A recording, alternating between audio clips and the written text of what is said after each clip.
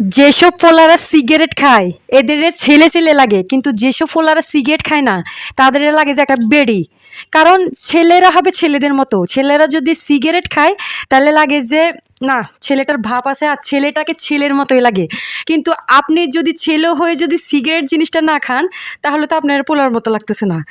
আর জামাই যে হোক আয় তারে সিগারেট খাওয়ামো, কারণ সিগারেট কোনো নেশা না। সিগারেট হচ্ছে যে ছেলেদের একটা মানসিক শান্তি। আমি যদি তাদেরকে মানসিক শান্তি নাই দিতে হারি, আমি যদি তাদের ভালোবাসতে নাই পারি, তার প্রিয় খাবারটা না বুঝি, তাহলে আমি কেমন নারী হইলাম? আয় বউ হইলে আমি অবশ্যই তারে সিগারেট খাইতে দিমু। সে যদি সিগারেট নাও খায় তারে তারে জোর করে হইলেও খাওয়ামু। কারণ সিগারেট হইছে তাদের মানসিক শান্তি, আমি বাধা দিতাম না। আমি তো দিনে দুপুরে সিগারেট তাদের খালি গিফট করতে থাকমু। কমু যে জামাই তুমি খাও। এটা কোনো খারাপ কিছু না।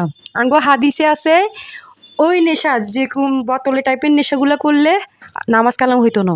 কিন্তু সিগারেটের ব্যাপারে কোনো কিছু করে না। সিগারেট কোনো খারাপ কিছু না। এটা স্বাস্থ্যের জন্য ক্ষতিকর ঠিক আছে, কিন্তু আমি তো মানসিক শান্তিটা আমি হারাইতে পারি না একটা পুরুষের থেকে। আর যে ছেলে সিগারেট খায় এরে ছেলে ছেলের মতো লাগে, লাগে যে হ্যাঁ ঠিক আছে ওর অ্যাটিটিউড আছে, ভাব আছে।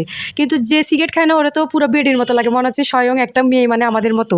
তা আজ আমায় যে ভাই অবশ্যই সিগারেট কিনে খাওয়ামু, তারে গিফটও দিমু।